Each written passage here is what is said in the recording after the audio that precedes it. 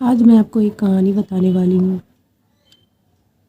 उसमें एक लड़का था जो एक लड़की से बहुत प्यार करता था, लेकिन घर वाली इस रिश्ते से बिल्कुल ख़िलाफ़ थे।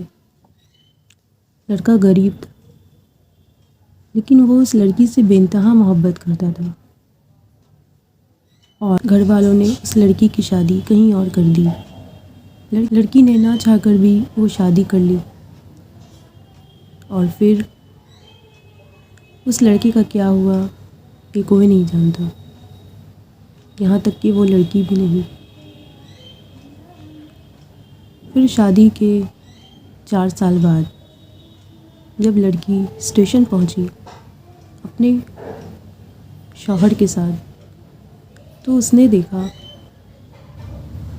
कि स्टेशन के पास एक लड़का जो बिल्कुल जाना पहचाना लगता है वो बैठा है और भिक्षा मांग रहा है। उस लड़की ने उसे भिक्षा दी।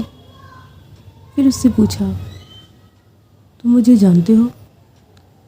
उस लड़की ने जवाब दिया, नहीं मैडम। वो लड़की समझ गई कि इसने अपनी ज़िंदगी ख़राब कर ली।